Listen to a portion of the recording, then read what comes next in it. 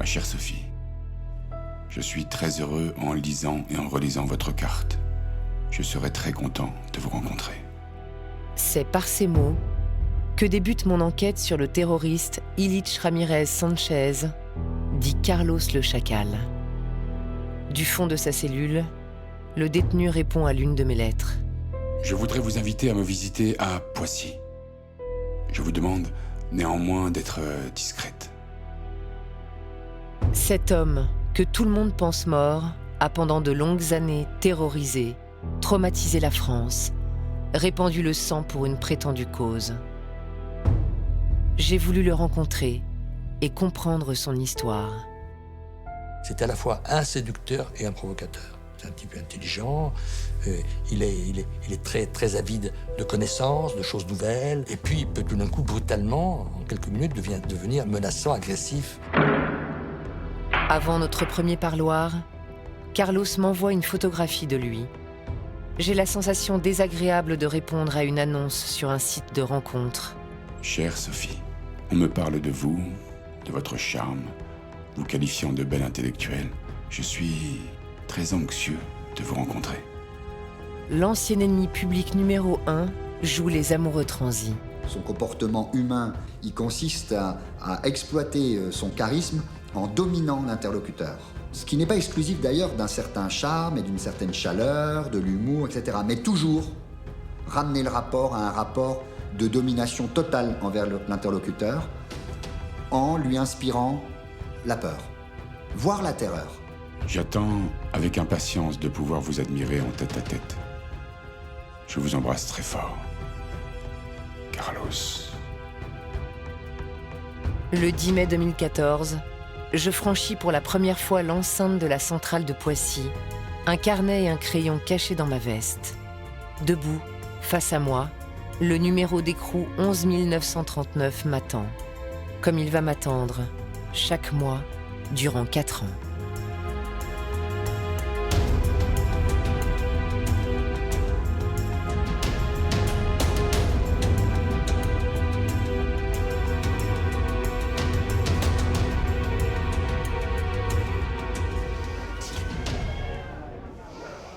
Après vous, madame. Asseyez-vous, je vous en prie.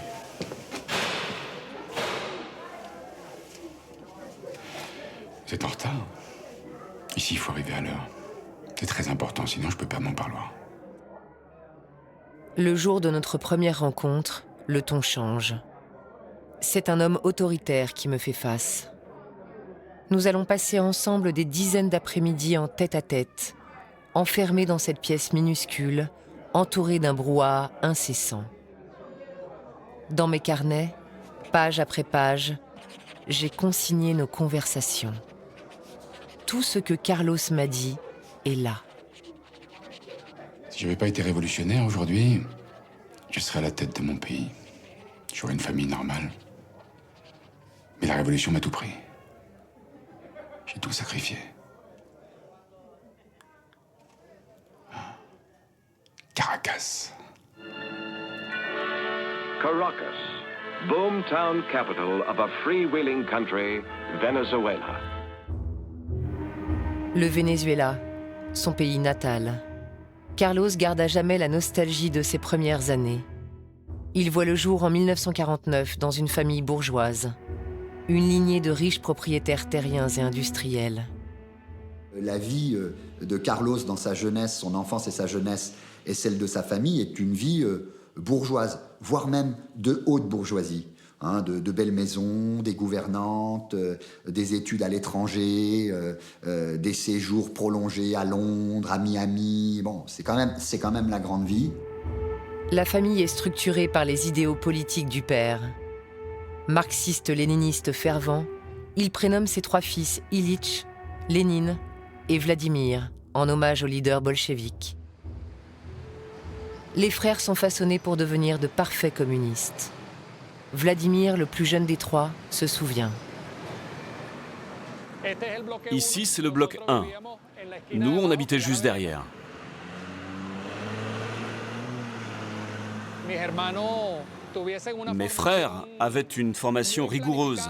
basé sur les principes de notre père, un militant marxiste. Mes frères partaient tôt au lycée et rentraient directement à la maison. C'était toujours la même route, contrôlée par mon père. Et ensuite, mon père leur sélectionnait des livres pour leur instruction, évidemment en accord avec sa vision de militant marxiste. Au milieu des années 60, de vastes mouvements étudiants secouent le Venezuela. Carlos est encore un tout jeune lycéen. Exalté par les convictions de son père, il se rêve en héros national. La révolte est réprimée dans la violence. Ça a été un grand événement au cours duquel beaucoup d'étudiants ont été tués à Mansalva. Cela a influencé le comportement de mes frères, qui ont toujours été contre ces injustices et contre un gouvernement qui ne respecte pas le peuple et ses nécessités. Et moi, enfant, tout cela m'a marqué fortement. Je n'avais jamais vu des actes si violents. Ce sont vraiment des événements qui nous ont marqués à jamais. Ici, c'est le berceau de tout le processus.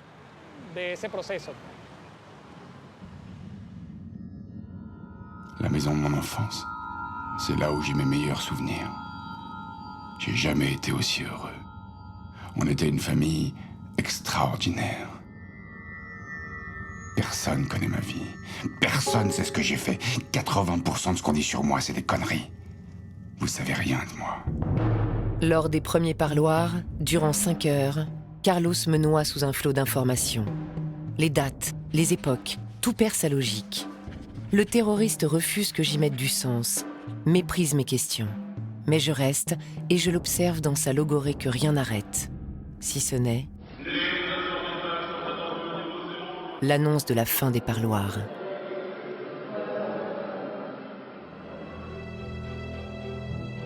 En 1968, le jeune Ilitch part étudier à l'université, à Moscou. Loin de l'emprise de son père, il s'émancipe, boit et fait la fête. Il se lie avec un petit groupe de Palestiniens. Ces militants recrutent des jeunes étrangers pour les former à la guérilla au Moyen-Orient. Ilitch saisit l'opportunité. Il va rejoindre une organisation radicale, le FPLP, le Front populaire de libération de la Palestine. Avec le FPLP, le monde assiste à la naissance du terrorisme international. Le groupe détourne des avions européens et américains, tire sur la foule dans des lieux publics, fait exploser des appareils vides en plein désert.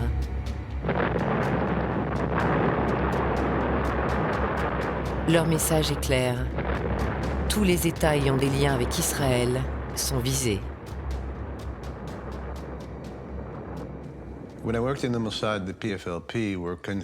Quand je travaillais pour le Mossad, le FPLP était considéré comme le groupe terroriste le plus dangereux contre l'État d'Israël. Ils étaient très puissants, très habiles. Ils ont mis en pratique des idées auxquelles personne n'avait songé auparavant, et ils ont frappé à grande échelle. En juin 1970, le jeune Ilitch débarque à Amman, en Jordanie. Il se présente à Bassam Abou Sharif, recruteur du FPLP. C'est un moment inoubliable. Ma secrétaire me dit « Quelqu'un vient d'arriver, un homme barbu, habillé en kaki, qui porte un sac. Il ne parle pas arabe, mais il veut vous voir. » Carlos me dit « Écoute, j'ai étudié à l'université Lumumba à Moscou et j'ai rencontré des Palestiniens qui m'ont parlé de leur cause. Je pense que le seul mouvement actif de libération est celui des Palestiniens. Alors je viens pour m'engager. »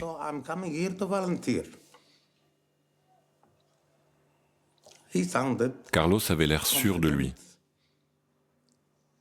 et déterminé. Et je vous le dis franchement, j'ai eu le sentiment qu'on pouvait lui faire confiance. Alors je l'ai envoyé dans l'un de nos camps et il est devenu membre. C'est ici que s'entraînent les militants du Front populaire pour la libération de la Palestine, l'organisation la plus dure au sein de la résistance palestinienne. Sud-Américains, africains du Front de libération de l'Érythrée. Les responsables du camp nous ont même affirmé que des Français sont passés par là au début de l'année. Aux côtés des apprentis guérilleros du monde entier, Carlos passe de la théorie marxiste à la pratique. Il aimait beaucoup la course. Il s'entraînait énormément, même quand les sessions d'entraînement étaient finies.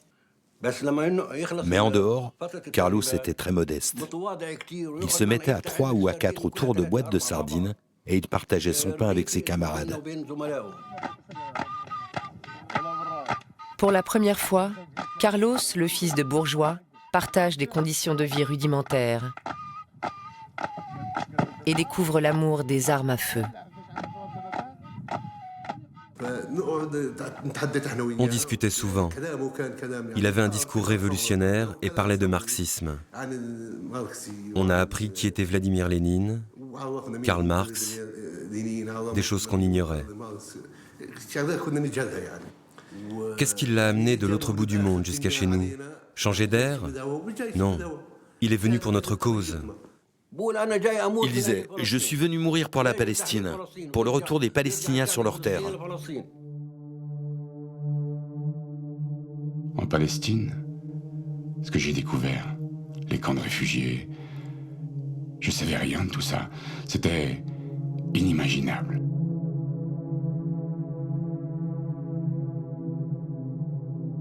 Depuis la création de l'État d'Israël en 1948, les Palestiniens doivent quitter leurs terres. Ils se réfugient par millions dans les pays voisins, entassés dans des camps surpeuplés au Liban, en Syrie, en Jordanie. Là, année après année, la résistance palestinienne crée un véritable État dans l'État. Le royaume de Jordanie souffre de porter la Palestine en lui, une Palestine qui n'obéit qu'à ses lois, n'écoute que ses chefs, et dont l'enfantement se heurte aux murailles d'Israël de l'autre côté du Jourdain.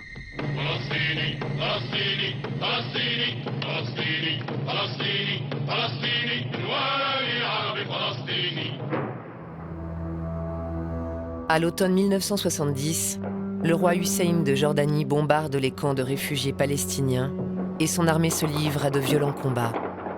C'est le Septembre noir. Carlos entre à corps perdu dans la guerre. Ces combats sont pour lui une révélation. Le pays avait besoin de moi. C'était impossible que je rentre au Venezuela. J'ai décidé de rester.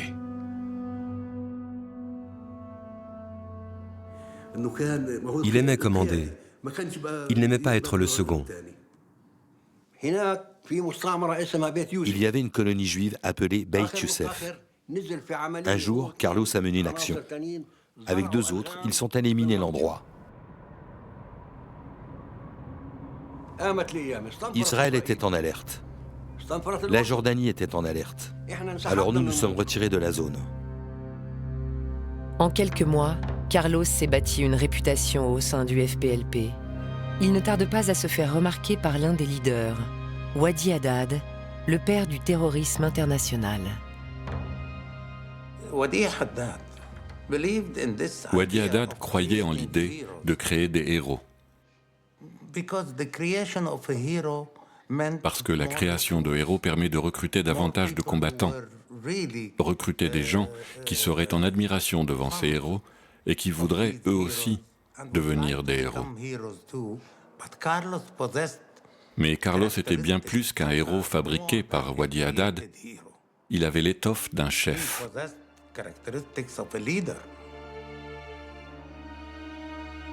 La rencontre entre Carlos et Wadi Haddad marque l'histoire du terrorisme. Les 2 hommes vont exporter leur guerre et répandre le sang en Europe. Partout, ils vont viser des Juifs et des cibles israéliennes.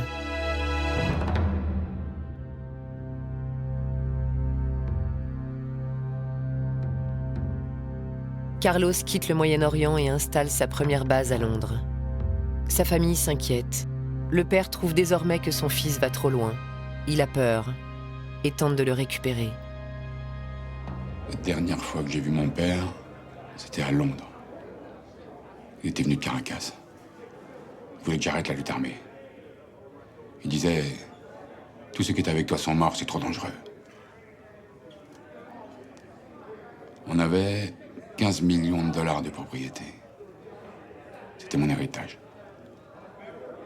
Mon père arrêtait pas de dire, t'as qu'à leur envoyer de l'argent, en Palestine.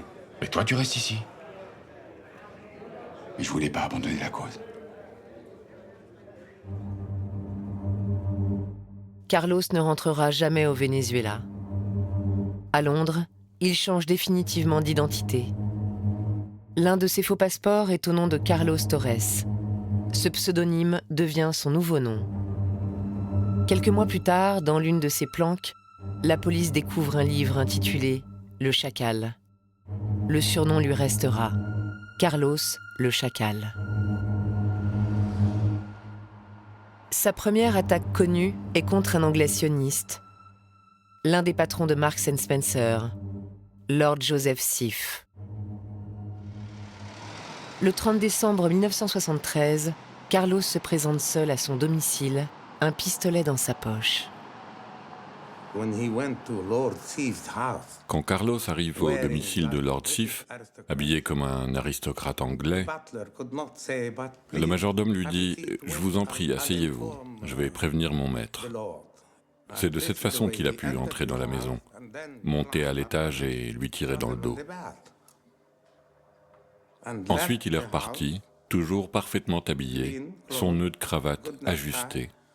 Puis il a pris calmement la direction de l'aéroport, et personne ne l'a remarqué. Joseph Sif survivra. L'attaque est fièrement revendiquée par le FPLP. Carlos quitte Londres sans se faire repérer, et il rejoint la France. À Paris, le FPLP est dirigé par un Libanais, Michel Moukarbal. Le groupe s'associe avec d'autres mouvements clandestins. Action directe, cellule révolutionnaire allemande, ETA, armée rouge japonaise.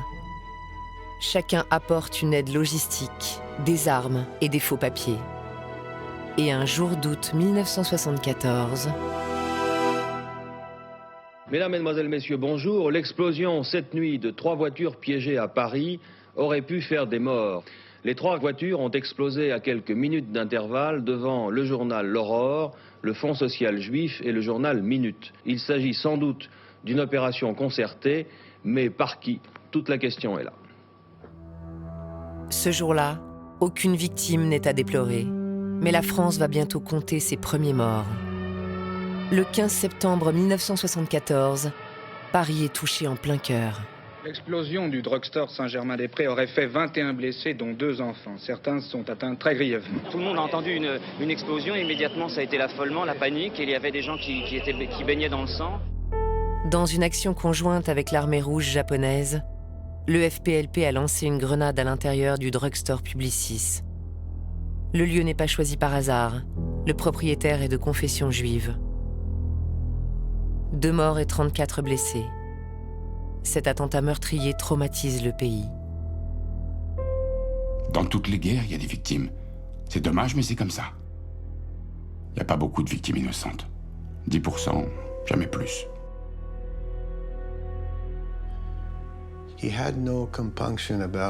Il n'avait aucune considération pour les dommages collatéraux. Il considérait que c'était juste des dommages collatéraux, que les morts seraient oubliés très facilement, mais que l'attentat, lui, resterait dans les mémoires. Il avait compris que le terrorisme, c'est exactement ça. Ce qui compte, ce n'est pas que l'opération réussisse, mais le fait d'instaurer la terreur dans la tête des gens. La police française, qui ignore tout ou presque du fonctionnement du FPLP, n'identifie pas Carlos. Quelques mois plus tard, elle va pourtant se retrouver face à lui. En janvier 1975, accompagné de 3 autres terroristes, Carlos prend d'assaut Orly. Depuis la terrasse de l'aéroport, le groupe armé d'un lance-roquettes vise 2 avions de la compagnie israélienne El Al. C'est là, de cet endroit, que les tirs ont été effectués par le commando. Il a visé l'avion d'El Al qui prenait position pour aller décoller.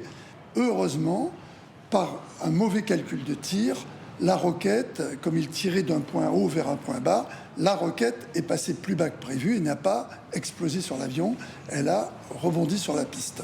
Un CRS qui se trouve sur la terrasse, alors qu'il se trouve ici derrière moi, tout à fait en haut, au 3e étage, les aperçoit. Ils dégainent, ils tirent sur eux. Affolés, les fédayines se réfugient un peu plus à gauche, au fond du hall, là où il y a des toilettes et où ils vont s'enfermer toute la nuit jusqu'à ce matin avec 10 otages. Les otages sont au fond assis et les 3 preneurs d'otages debout devant. D'où l'idée que j'avais, puisque c'est du tir que nous faisions nous, de tirer sur 3 cibles. 3 cibles en moins d'une seconde, c'est jouable. Le ministre de l'Intérieur arrive en pleine action. Tout est stoppé net. J'avais la possibilité de tirer, donc de neutraliser les 3 hommes. Mais même en plus, j'avais proposé, je pouvais les neutraliser à l'épaule, sur les volets vivants, c'était jouable. La France choisit de négocier. Un avion est affrété. Les otages sont libérés. Les terroristes, eux, quittent le sol français. Si on m'avait écouté à cette époque-là, j'aurais neutralisé les ravisseurs et la carrière de Carlos aurait été terminée. Votre attention, s'il vous plaît. Dans le cadre du plan Vigipirate, niveau alerte attentat. Dans les années 70, le terrorisme international est naissant. Confrontée à cette vague d'attentats, la France cherche avant tout à déplacer le problème. Mais les services secrets israéliens, directement concernés, commencent, eux, une traque sans relâche contre Carlos. Ils l'ont surveillé de toutes les manières possibles. Ils ont tenté d'écouter ses conversations. S'ils l'avaient attrapé, il n'aurait plus eu aucun lien, aucun moyen de suivre ce qu'il préparait. C'était bien plus important de le surveiller que de l'attraper. Ils auraient eu plusieurs fois la possibilité de le capturer, mais c'était des opérations très dangereuses. À Paris, Carlos écume les bars du quartier latin et vit dans la clandestinité grâce à ses nombreuses maîtresses.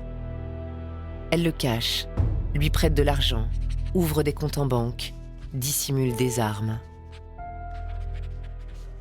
Moi, quand je repense à toutes les femmes que j'ai eues, c'est inimaginable. Des bourgeoises et des aristocrates. Pour qu'une histoire d'amour marche, il faut être du même milieu social. C'est bizarre comme façon de penser pour un communiste. Tu dois être jaloux, ton mari, non?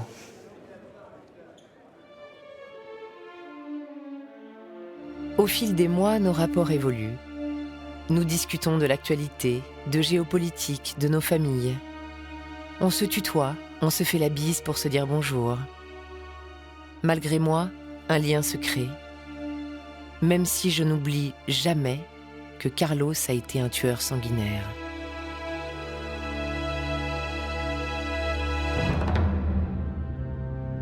En juin 1975, Carlos est trahi par l'un des siens. Michel Moukarbal, son supérieur hiérarchique, est arrêté par la DST. Après plusieurs jours de garde à vue, il craque et emmène les policiers jusqu'à la planque de Carlos, rue Toulier dans le 5e arrondissement. L'opération était surveillée de l'autre côté de la rue par Oren Rif, un officier du Mossad.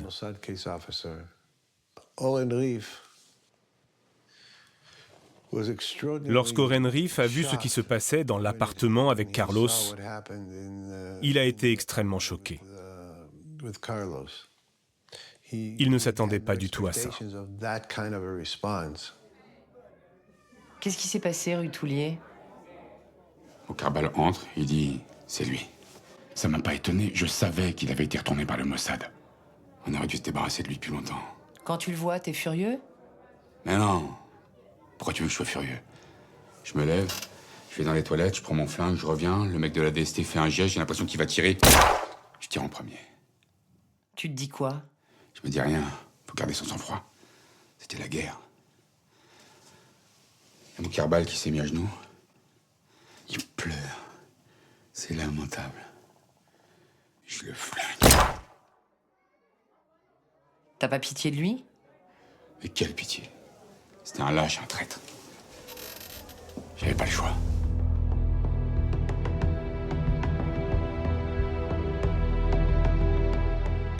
Carlos laisse derrière lui 3 morts. Michel Moukarbal et 2 policiers de la DST. Il devient l'ennemi public numéro 1. Une traque de 20 ans commence. Il y avait une vraie volonté des autorités françaises et surtout nos services de renseignement pour dire on ne laissera pas ça impuni. La France est un pays qui n'oublie pas. Grâce à de faux papiers, Carlos quitte Paris pour Berlin, d'où il rejoint le Yémen. Wadi Haddad y a monté un camp d'entraînement. Se retrouve là toute la frange clandestine de l'extrême gauche européenne. Fraction Armée Rouge, ETA, IRA, cellule révolutionnaire allemande. Ces groupes viennent ici se former aux bases du terrorisme international. Dans cette nébuleuse, Carlos rencontre Hans-Joachim Klein. À l'époque, je pense que c'était une mafiosi. Je ne croyais pas du tout que c'était une révolutionnaire. Qu'est-ce qu'il dit maintenant? Il était toujours habillé comme une riche. Il fumait le cigares. Il était cool et tout ça. Il m'a raconté des trucs de lui. À cette époque, moi-même, j'étais une tête brûlée. Je trouvais ça assez bien. Carlos et Hans-Joachim Klein se lancent alors dans l'une des attaques majeures de l'histoire du terrorisme. La prise d'otage en Autriche des ministres de l'OPEP, l'Organisation des pays exportateurs de pétrole. Il m'a demandé si j'ai envie de prendre en otage tous les ministres de OPEP à Vienne. Là, je dis que c'est une bonne idée. Il dit, mais c'est impossible. Vienne, à mon avis, c'est protégé comme la Banque de France. Il dit, non, on a des informations de l'ambassade de Libye à Vienne. FPLP, Fatah, Black September, RAF s'associent à l'opération. Un commando de 5 hommes et une femme, dirigé par Carlos et Anis Nakache, un proche d'Arafat. Officiellement, l'objectif est simple, promouvoir la cause palestinienne. Mais en réalité, l'opération est financée par Mouammar Kadhafi, dirigeant de la Libye, qui a une autre idée en tête. Assassiner les ministres saoudiens et iraniens, car ces 2 pays font baisser les prix de l'or noir. Le 21 décembre 1975, en fin de matinée, la presse internationale accueille l'arrivée des ministres de l'OPEP. Le premier à arriver est le ministre iranien Amos Egar, suivi du ministre vénézuélien Valentín Hernández Acosta. Mais quelques minutes plus tard... Hallo, Herr Schimenek. Aujourd'hui, un peu avant midi, dans le centre de Vienne, vient d'avoir lieu un attentat sans commune mesure. 5 ou 6 hommes et femmes, lourdement armés, ont pénétré dans les locaux de l'OPEP. J'étais le seul qui était masqué. Masqué le visage, j'avais des cordes de protection et tout ça. J'étais le seul qui a fait ça. Parce que dans ma naïveté, à l'époque, je pensais, après cette affaire, je vais rentrer chez moi à Francfort. C'était complètement naïf, mais à cette époque, je croyais à ces conneries-là. J'entre le premier dans le bâtiment. Tous les autres me suivent. Je demande à la sécurité, la réunion, c'est dans quelle salle? Ils nous voient tous avec nos armes, ils ont peur. C'est là. Anis Nakache se met à courir comme un dingue. Il entre dans la salle. Sans m'obéir, putain! Un comédien lui saute dessus, il y a une fusillade. Un Libyen essaie de m'arracher mon arme. On le tue, c'est le bordel total. Et moi, j'ai pris une balle dans le ventre. Le pied, c'était un ricochet. Hans-Joachim Klein est transféré dans un hôpital de Vienne.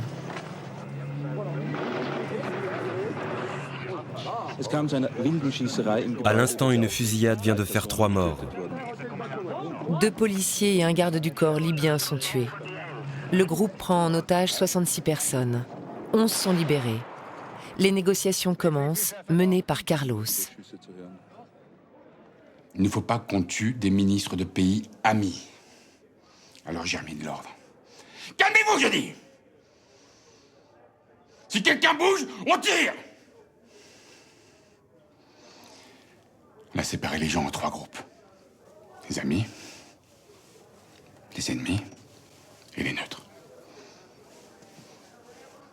Le ministre irakien a voulu me baiser la main devant tout le monde. C'était minable. Vraiment gênant.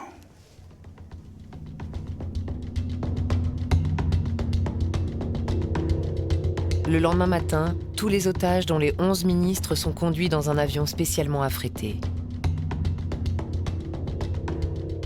Au centre de l'image, en gabardine claire, Carlos, qui s'est imposé comme seul interlocuteur, vit son heure de gloire.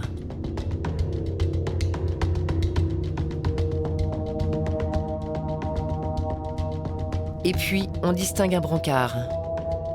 Carlos refuse de laisser Hans-Joachim Klein aux mains des Occidentaux. Commence alors un long périple.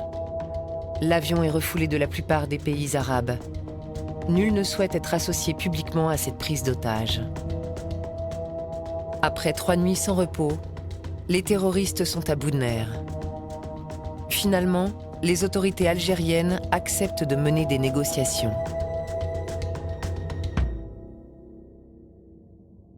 Avec cette photographie, le monde entier découvre le visage du chacal, nouveau symbole du terrorisme international.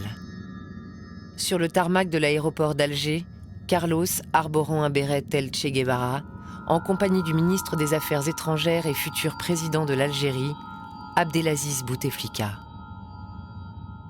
Des tractations secrètes aboutissent à la libération de tous les otages. Les ministres iraniens et saoudiens ont finalement la vie sauve. Une décision stratégique que Carlos prend seul.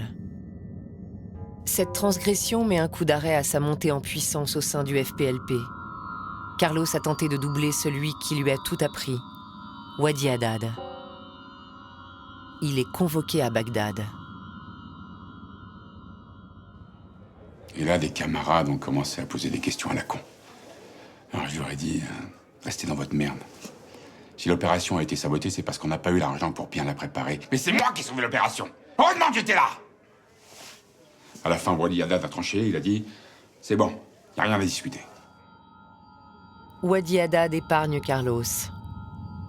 Mais la défiance s'installe. Le chacal est désormais exclu des attentats d'envergure. Le FPLP ne comprend pas son comportement, mais l'explication est peut-être à chercher ici, sur le tarmac d'Alger. Car un secret lierait Carlos et Bouteflika. Qu'est-ce qu'on m'a dit après? C'est une affaire de 50 millions de dollars payée par l'Iran et par l'Arabie Saoudite pour Carlos. Pas pour Wadi Haddad ni pour Nadaf, mais pour Carlos lui-même. Le fric arrivait par l'Iran et par le Saudi-Arabie sur un compte, je crois, gouvernemental algérien, mais protégé pour seulement Carlos peut le toucher. There is no revolutionary organization. Aucune organisation révolutionnaire au monde ne peut survivre sans argent. L'erreur de Carlos est d'avoir agi sans demander l'autorisation de son chef. Il aurait pu être exécuté pour ça. Mais Wadi Haddad l'aimait beaucoup. Et après, Carlos a décidé on fait des vacances. Je dis ça sans rien. Hein. Il a dit on fait des vacances. Hein. Après l'attaque de l'OPEP, Carlos et Hans-Joachim Klein vivent dans l'opulence. Le chacal apprécie que la révolution lui permette de vivre comme un prince. L'argent prend le pas sur son idéologie. Mais le terroriste oublie que le monde entier connaît maintenant son visage. Les services secrets occidentaux le traquent sans répit. Jouissant de solides protections et de faux passeports diplomatiques, d'Alger à Bagdad, en passant par Belgrade, Sofia, Tripoli, Aden, il s'échappe à plusieurs reprises. On était dans le club de nuit là-bas, seulement des hommes, et quelques, excusez-moi le mot, quelques putes anglais pour danser. Mais on s'est amusé là-bas. Hein. Toujours hôtel 4 étoiles minimum, resto de première catégorie, et voilà. De toute façon, le fric était là. En 1977, Hans-Joachim Klein quitte l'action terroriste, convaincu d'avoir trahi ses idéaux.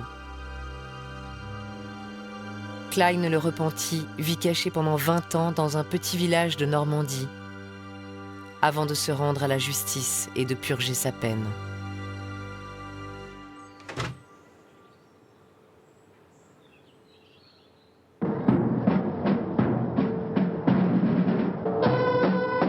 En mars 1978, Wadi Haddad meurt.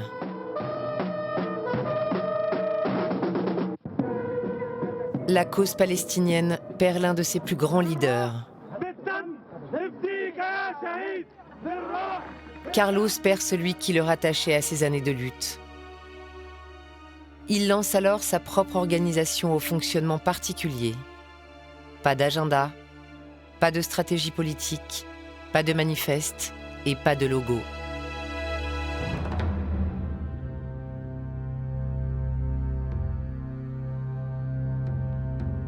À partir de juillet 1979, en pleine guerre froide, Carlos et son groupe vivent protégés par le bloc de l'Est. C'est de cette base qu'ils vont préparer des attentats contre l'Europe et contre la France.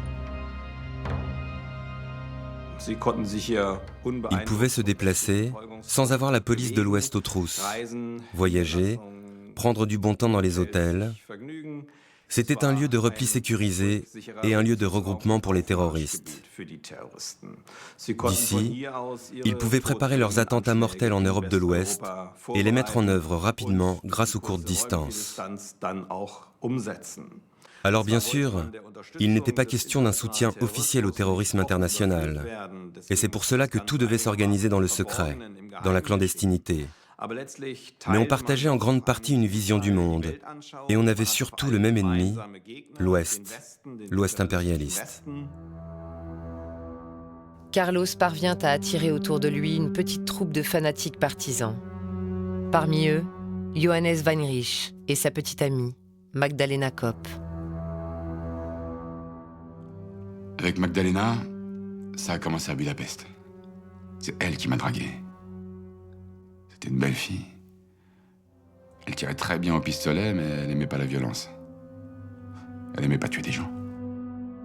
Chef incontesté, Carlos se comporte en mâle alpha. Il s'accapare Magdalena Kopp et se met en couple avec elle. Johannes Weinrich ne dit rien. Weinrich, il a toujours été loyal et courageux. C'était un gauchiste, mais il était très propre. Il portait toujours une cravate, c'est pour ça que je l'ai remarqué. Il faisait bonne impression. C'était pratique pour louer des appartements. Personne ne pouvait le soupçonner de quoi que ce soit. Carlos pense avoir les mains libres. Son groupe vit pourtant sous la surveillance constante des services secrets hongrois, mais aussi de la police secrète allemande, la Stasi. Ces appels étaient écoutés, les membres du groupe étaient suivis, et lors de l'un de ses premiers séjours à Berlin, Carlos a été pris en filature 42 jours d'affilée. On voulait tout savoir de lui, les gens qu'il rencontrait, les tensions internes, les prochains projets d'attentats, la situation financière du groupe, l'animosité qu'il y avait dans le triangle Magdalena Kopp, Johannes Weinrich et Carlos.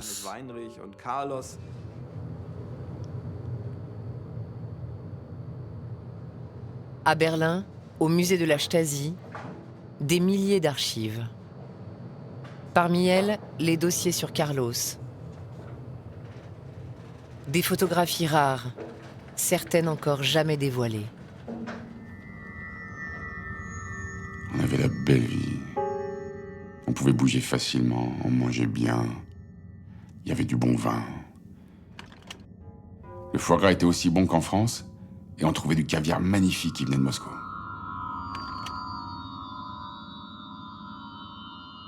C'est pas parce qu'on fait la révolution qu'on doit vivre comme des clochards. Il y a des limites quand même. Carlos ne faisait aucun effort pour se dissimuler.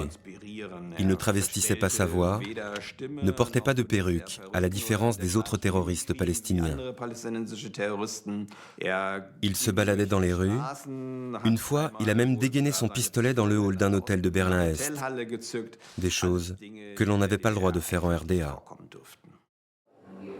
Carlos multiplie les coups d'éclat et commence à devenir encombrant.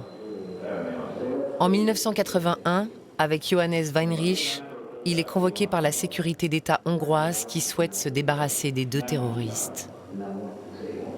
L'entretien est filmé sans qu'il ne le sache.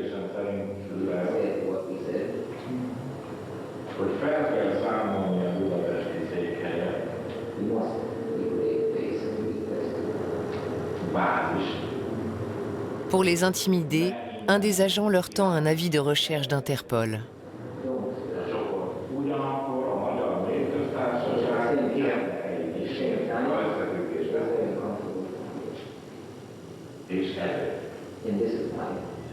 Carlos ne cède pas.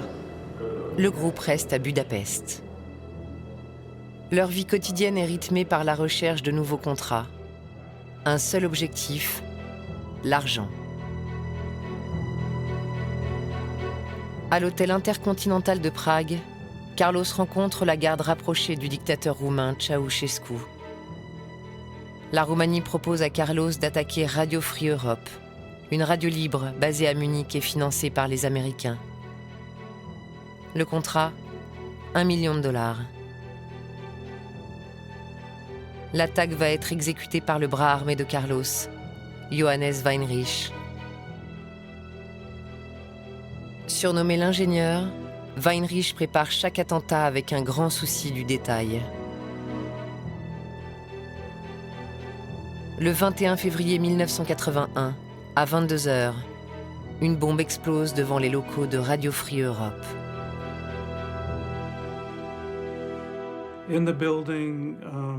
Dans l'immeuble, 2 personnes ont été très gravement blessées. Une femme que je connaissais, elle est maintenant décédée, a perdu la moitié de son visage dans l'explosion. La première fois que nous avons entendu parler de Carlos et que nous avons compris qu'il était derrière cette attaque, c'était à l'été 1990. Il n'a pas mené cette opération par idéologie. Il ne l'a pas fait pour des raisons politiques. Il n'avait aucune raison d'attaquer Radio Free Europe. Il n'avait jamais attaqué de cible américaine auparavant. Carlos avait besoin d'argent. À mon avis, il a agi comme mercenaire pour le compte des Roumains. Il était motivé uniquement par l'argent. En quête permanente de financement, Carlos cherche à nouer de nouveaux liens. Abou Tamour, combattant de la cause palestinienne, lui ouvre ses réseaux dans un pays ami de l'URSS au Moyen-Orient, la Syrie. Je lui ai demandé « Pourquoi voulez-vous aller en Syrie ?» Carlos m'a répondu « Je veux connaître les gens. » Puis il m'a demandé « Pouvez-vous me faire une lettre de recommandation ?» J'ai alors rédigé une lettre personnelle à Hafez al-Assad pour lui dire « Carlos désire collaborer avec vous et j'ai une grande confiance en lui. Et si vous pensez que vous pouvez collaborer ensemble, je le cautionne et je me porte garant pour lui. »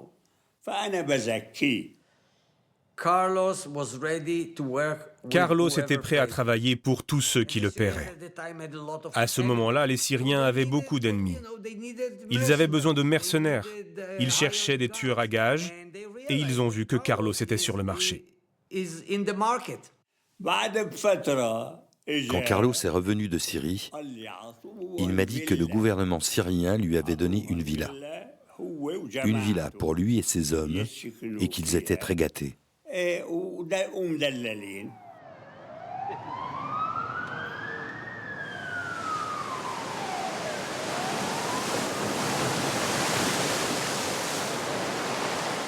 Au début des années 80, la Syrie envahit le Liban ravagé par la guerre civile. Ce conflit va jouer un rôle majeur dans la trajectoire de Carlos. Depuis 1975, pour un mot pas dit, pour un geste pas fait, pour un mort de moins, pour un cri de plus, Libanais d'ici, Libanais de là s'étriquent, s'acharnent à avoir raison ou tort, s'assassinent au nom de Dieu qui n'existe que dans l'Évangile ou le Coran, que dans le cœur des uns et dans la tête des autres, tandis que nous, complices des uns ou complices des autres, attendons qu'un vainqueur se dessine pour voler à son secours. La guerre du Liban, c'était terrible pour tout le monde. Sauf pour nous. La Syrie avait envahi le Liban, donc on était chez nous partout. On avait les mains libres. On circulait à 3 ou 4 bagnoles avec toutes les armes qu'on voulait. On avait des papiers syriens, des autorisations militaires. Personne nous faisait chier. On faisait ce qu'on avait à faire. On butait les traîtres.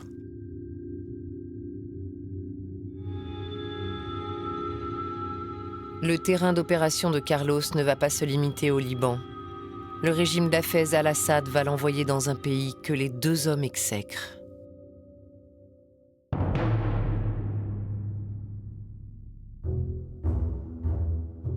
La France va payer son soutien au Liban. S'ouvre alors une période de terreur, durant laquelle Carlos va traumatiser le pays tout entier. Jusqu'à aujourd'hui, cette période d'épouvante reste gravée dans les mémoires. Tout commence en février 1982. Carlos charge sa compagne Magdalena Kopp et le terroriste suisse Bruno Breguet de poser des bombes en plein Paris. Mais ils se font rapidement repérer. La police découvre des armes et des explosifs dans leur voiture. Les deux terroristes sont emprisonnés. Alain Marceau était l'un des magistrats en charge de cette affaire. Je suis saisi en crime et délit flagrant, donc on ouvre une information aux criminels. Ce que nous ne savions pas, c'est qu'il se passait beaucoup de choses dans la coulisse. Quelques jours après l'arrestation, Carlos envoie une lettre de menace au ministre de l'Intérieur, Gaston Defferre. Si Magdalena Kopp et Bruno Breguet ne sont pas libérés, Carlos se vengera contre la France. Concerné, je le suis, puisque j'ai le devoir d'assurer la sécurité des Français, du président de la République, du Premier ministre et des membres du gouvernement. Et par conséquent, je prends très au sérieux cette menace qui pèse, je ne sais pas comment ni exactement quand. Le gouvernement cherche à transiger pour éviter un bain de sang. L'affaire est requalifiée. La tentative d'homicide devient une simple détention d'armes. Et subitement, en l'espace de quelques jours, le dossier n'est plus criminel, il devient correctionnel parce qu'il faut céder à M. Carlos. Donc la justice a accepté, c'est même pas de se coucher, c'est quasiment de se prostituer dans cette affaire. Mais il y avait la raison d'État, et je ne juge pas d'ailleurs, parce qu'il y a la raison d'État qui pouvait motiver que l'on cède à Carlos, car Carlos passait quand même pour un homme dangereux. Carlos entame alors une guerre contre l'Hexagone. Des bâtiments français sont attaqués à Beyrouth, le centre culturel, l'ambassade. Le 29 mars 1982, une bombe éventre le Capitole, le train Paris-Toulouse. Les portières, les fauteuils sont projetés jusqu'à 200 mètres de la voie ferrée. 5 personnes sont tuées, 27 autres blessées, dont certaines atrocement mutilées. Le 17 avril, attentat à l'agence France Presse au Liban et assassinat d'un diplomate français et de sa compagne à Beyrouth. Le 22 avril 1982, le procès de Magdalena Kopp et Bruno Breguet s'ouvre dans un climat de terreur. Donc on a accéléré le processus, on a fait passer cette affaire au petit matin, à 9h du matin, devant le tribunal correctionnel, le simple tribunal correctionnel, tout ça sous la pression de Carlos qui disait « Dites donc, dépêchez-vous à juger mes amis et à les libérer ». Et au moment où le tribunal se réunit, il est 9h30. Une femme de 30 ans, Nelly Guillerme, est morte ce matin à Paris. C'est devant le journal libanais Al-Watan El Arabi que stationnait le véhicule piégé. Carlos vient encore de frapper, car contrairement à ses exigences, Magdalena Kopp et Bruno Breguet sont toujours en prison. On avait tout arrangé avec Gaston Defferre. On avait un deal. Magdalena et Breguet devaient sortir de prison après quelques mois, c'était convenu. C'était un bon deal. Mais putain, ils nous ont trahis. Et Mitterrand a joué double jeu dans cette affaire. Alors la France a payé. Ah ouais. La France a bien payé. Le 31 décembre 1983, dans le train Paris-Marseille, 3 valises piégées. 3 morts, 15 blessés. Dans la foulée, une bombe explose gare Saint-Charles. 2 morts, 34 blessés. Encore aujourd'hui, Carlos affirme ne pas être mêlé à ces actes sanglants. Mais les écoutes du bloc de l'Est ont apporté des preuves accablantes contre lui. On a des sonorisations dans des appartements qu'ils utilisaient donc à Budapest, et sur lequel il y a le montage, minute par minute, du Capitole. Alors, deux choses l'une, ou ils pensaient qu'ils n'étaient pas écoutés, ou ils pensaient qu'ils étaient, mais que de toute façon, ça n'avait pas d'importance. C'est probable. En tout cas, c'est un manque de prudence évident. On ne fait pas confiance à un service de renseignement, même un service de renseignement ami. On ne fait pas confiance à la Stasi. Avec les attentats en France, Carlos a franchi la ligne rouge. Le bloc de l'Est craint d'être un jour tenu responsable pour les attaques organisées depuis son sol. Carlos est chassé définitivement. Son seul refuge est désormais la Syrie, un des États les plus policiers au monde.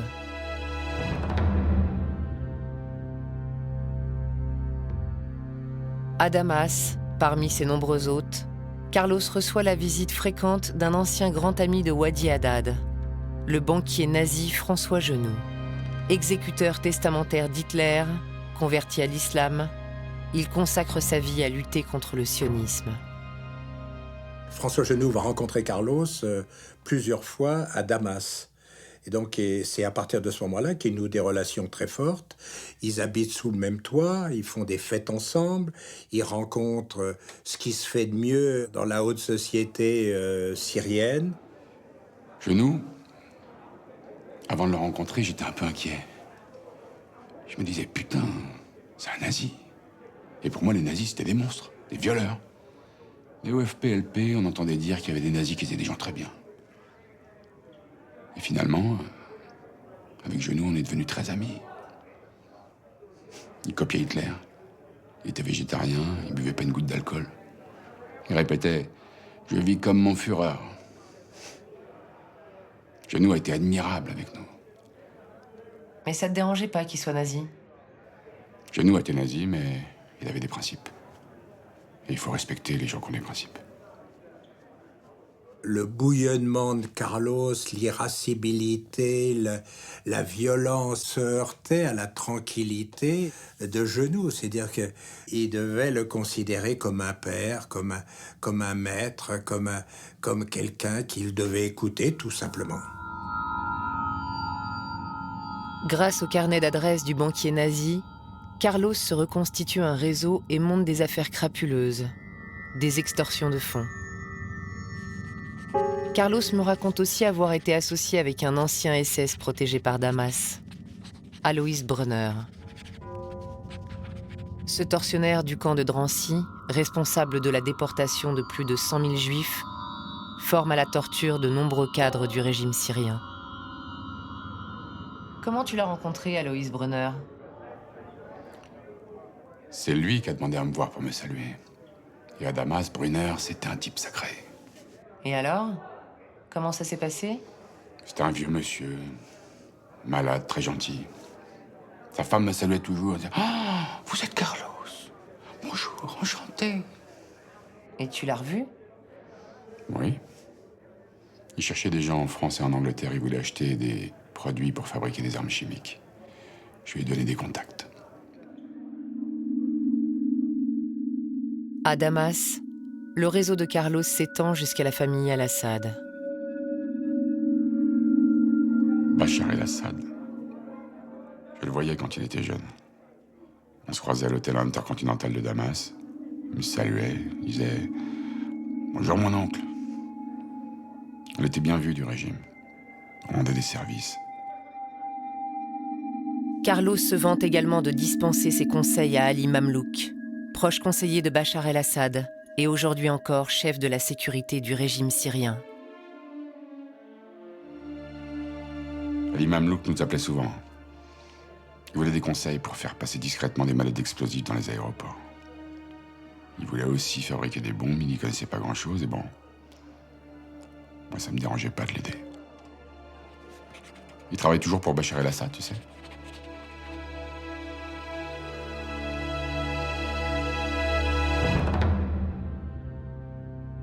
En mai 1985, Magdalena Kopp sort des prisons françaises et rejoint Carlos à Damas. C'est là que j'ai la visite de responsables de la DST qui me disent « Nous avons identifié l'endroit où vit Carlos, à Damas. il vit avec telle personne. D'ailleurs, je crois, il me semble de mémoire qu'il vivait avec Magdalena Coop. Et nous aurions bien des tentations. Je leur dis, quelle tentation? Eh ben, ça serait quand même assez tentant d'aller lui régler son compte. En l'espèce, il s'agissait au fond de venger l'assassinat des officiers de renseignement de la DST de la rue de Toulier. Monter une opération d'enlèvement à Damas chez M. Assad, à mon avis, nous n'en avions pas les moyens. Monter une opération contre Carlos, ça veut dire qu'il faut y aller à pied, tirer dessus et se sauver. Et je pense que si on avait eu un agent qui se soit fait capturer chez M. Assad, nous aurions été très très très mal compte tenu des relations que nous entretenions avec M. Assad. En 1985, Carlos et Magdalena Coop se marient. Leur fille Rosa naît l'année suivante. Inquiet pour l'avenir de sa fille, Carlos tente de lui obtenir de vrais papiers. Les armes au poing, il franchit la porte de l'ambassade du Venezuela à Beyrouth. Face à lui, Nelson Castellano. Et il est venu avec 8 hommes avec des métrallettes. Ce qu'il voulait, c'était sa demande, c'était un passeport légal pour sa fille. Il m'a avoué à ce moment-là qu'il était le dernier survivant d'une caste et qu'il avait peur qu'un jour, bien sûr, ça pourrait mal tourner pour lui et qu'à ce moment-là, il voulait que sa fille puisse rentrer avec un passeport légal au Venezuela. Et il a eu son passeport et il est parti. Carlos veut néanmoins s'assurer que le consul gardera le silence sur sa présence dans la région. Une semaine plus tard, un commando armé se présente chez lui et le prend en otage, direction la Syrie. J'étais dans une baraque sous le soleil, et assis sur un chaise en métal. Et Carlos n'était pas là. Et quelques temps après, il arrive. J'essayais de me donner du courage moi-même. Je me disais, c'est pas grave si tu as peur, mais ne les montre pas. Surtout ne les montre pas. Et c'est à ce moment-là qu'on a commencé à parler. Il m'a dit, tu auras toujours un cercle rouge autour de toi qui va te surveiller et je vais être informé de tout ce que tu fais. Mais le monde que Carlos a connu va peu à peu disparaître. C'est la fin de la vie facile et des protections. Toutes les portes se ferment. Son univers vacille.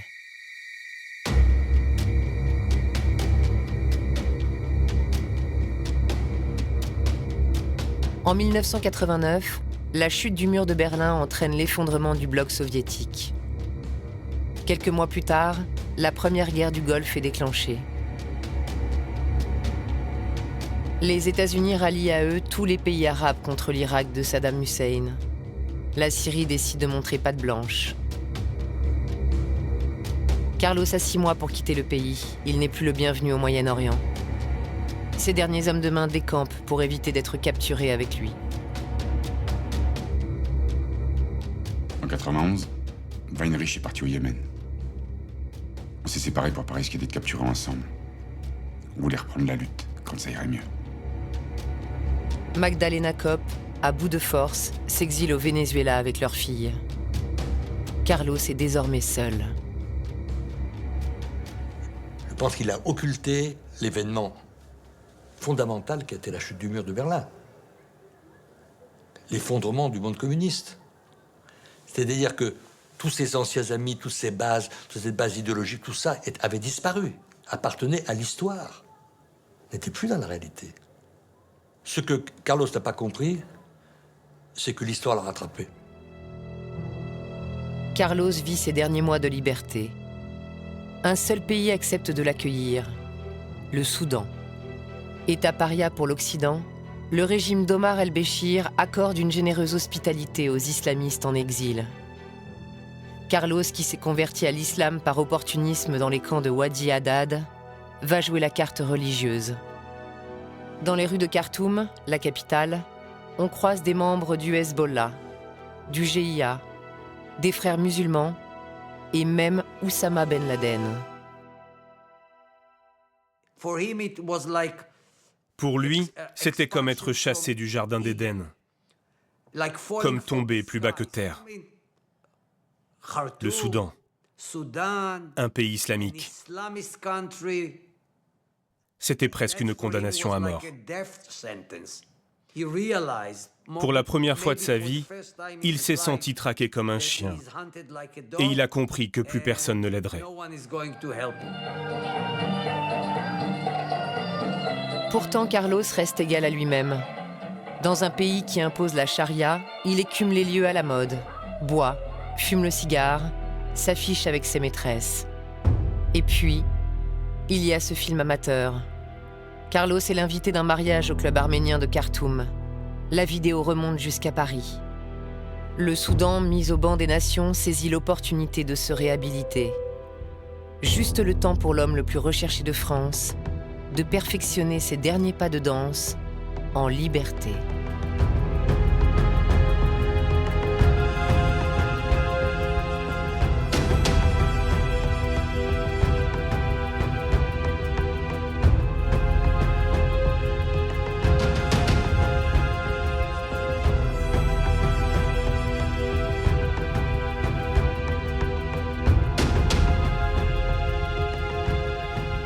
Le 14 août 1994, Carlos subit une opération médicale bénigne prévue de longue date. À la sortie du bloc chirurgical, encore endormi par les anesthésiants, Carlos est capturé. Tu t'es débattu ? C'est les merdes qui se débattent. Les Soudanais s'excusaient. Il y en avait qui pleuraient, mais qu'est-ce qu'ils pouvaient y faire? Ils disaient « I'm sorry, mon commandant, I'm sorry ». Je suis un héros dans ces pays-là, moi. On me met les menottes. Dans l'avion, on m'enferme dans un sac. On m'attache avec 3 ceintures. J'étouffe. Personne parle. Puis il y en a un qui dit « Ça y est, Pierre ». Je me suis dit « Putain, des Français, j'étais content. J'avais peur d'atterrir en Arabie Saoudite ou en Israël dans une prison secrète. Je serais jamais ressorti. »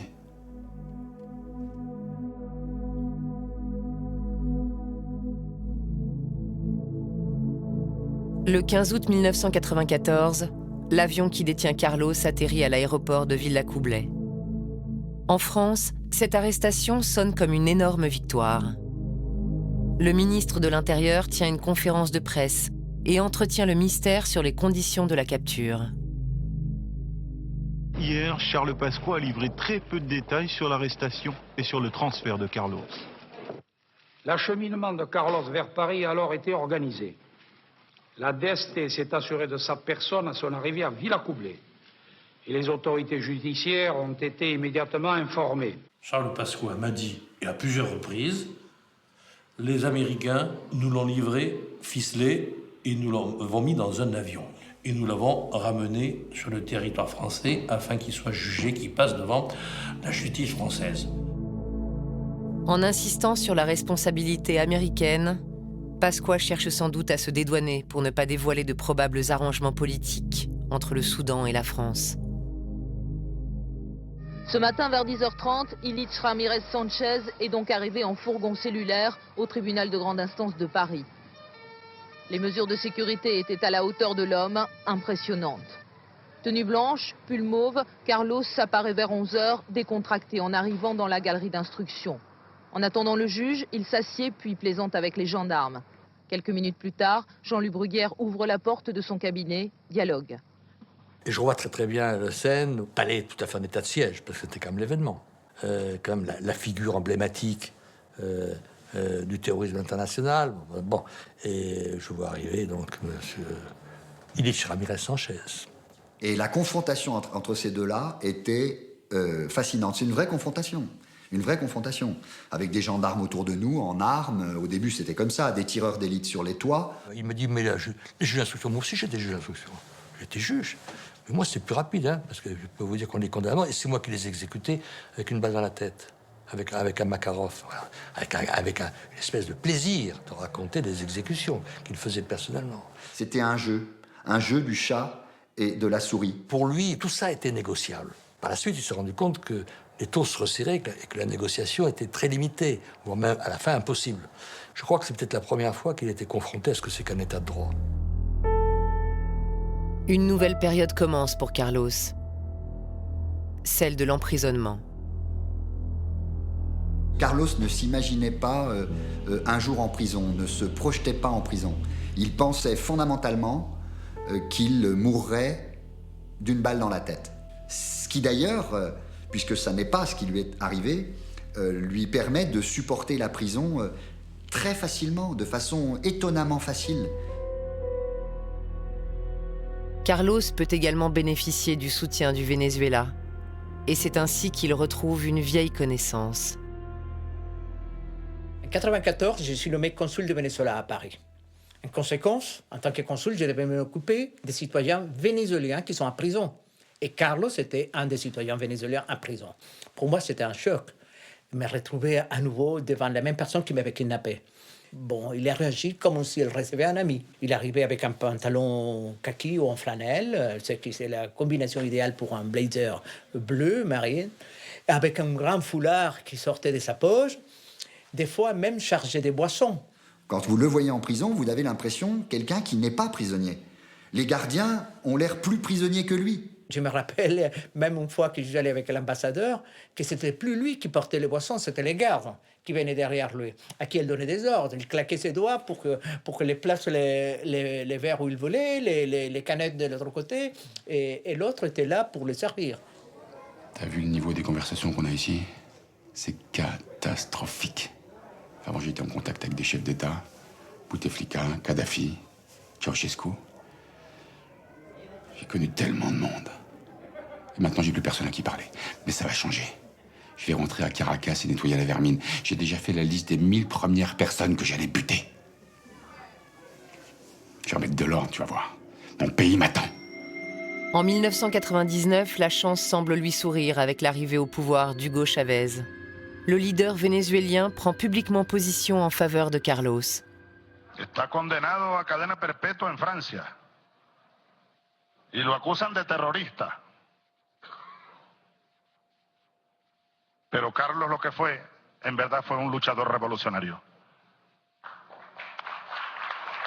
Hugo Chavez, quand il arrive au pouvoir, l'attitude de Carlos change complètement. La première chose qu'il me dit, tu sais, maintenant je suis au gouvernement. Et tu vas devoir faire ce que je te dis. Tu vas travailler pour moi. Il fallait se préparer pour son retour et prendre le pouvoir presque. Parce qu'au fond, il pensait, je suis un homme beaucoup plus fort que n'importe quel successeur de Chavez. Une fois que je serai là, je prendrai la place des successeurs. C'est son projet personnel. 7 ans plus tard, nouveau coup de théâtre. Le président Chavez est en très bon terme avec les FARC, qui détiennent en otage depuis plusieurs années la politicienne franco-colombienne Ingrid Betancourt. À l'époque de l'affaire Bettencourt, j'ai eu une idée, dès après l'élection de Nicolas Sarkozy. J'ai donc écrit à Nicolas Sarkozy une lettre très circonstanciée, expliquant donc que Hugo Chavez avait probablement un grand pouvoir d'influence sur les FARC en vue d'obtenir la libération d'Ingrid Betancourt, si l'on obtenait parallèlement la garantie de l'État français que, dans la foulée, Carlos serait transféré au Venezuela. L'Élysée a été intéressé. Et finalement, Ingrid Betancourt a été libérée, mais par d'autres moyens. Donc l'opération Carlos contre Betancourt, pour caricaturer, a échoué, n'a finalement pas eu lieu. Le terroriste reste en prison. En 4 ans, j'ai passé des centaines d'heures à discuter avec Carlos. Au fil du temps, il s'est convaincu que j'étais dévouée à sa cause. Serait-ce la raison pour laquelle il me donne le sentiment de se confier? Aveu sincère ou bravade destinée à m'impressionner? Lui seul le sait. Et la grenade du drugstore, alors qui est-ce qui l'a lancée? Mais c'est moi, évidemment que c'est moi. Mais il n'y a pas de preuve. Personne n'a vu. Les parloirs défilent et les confidences s'accumulent. Et le coup de feu contre le vieux safe? Le vieux safe à Londres. Il n'y avait aucun témoin. Mais il méritait la mort. J'ai juste exécuté la sentence. Les bombes devant l'arche et les journaux, j'ai tout préparé tout seul. On n'avait pas d'argent. J'ai tout fabriqué moi-même. J'ai bricolé comme j'ai pu. Et l'attentat d'Orly? On a travaillé pendant 6 mois pour préparer. J'y allais tous les jours à Orly. J'avais tout repéré. Ces faits, Carlos les a pourtant toujours fermement contestés devant la justice. Lors de tous ses procès, il a clamé son innocence pour les crimes dont on l'accusait. À ce jour, il a été condamné 3 fois à perpétuité. Pour les meurtres de la rue Toulier, pour les attentats de 1982 et 1983, et pour celui du drugstore. Jamais il n'a eu un mot pour les victimes.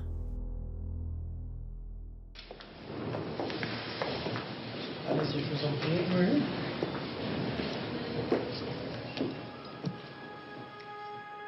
En prison, la nouvelle génération de terroristes apparue après le 11 septembre 2001 le connaît peu. Il n'a rien en commun avec eux et méprise cette jeunesse suicidaire, sans aucune formation idéologique.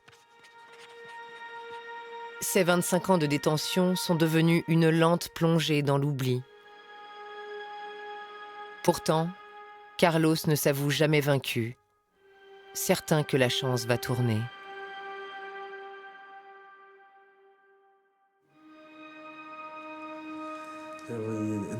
Le temps est traître.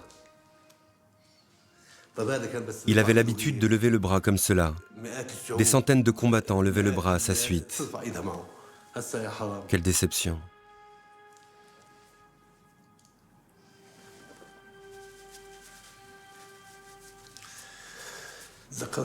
Sa jeunesse m'est revenue. Tant de jeunes sont morts pour rien.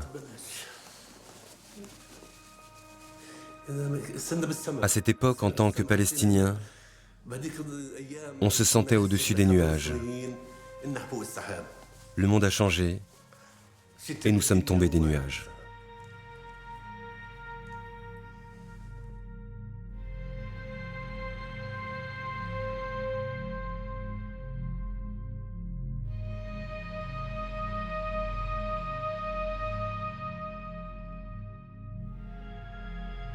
J'ai compris ton petit jeu, la fois où t'es venu en jupe.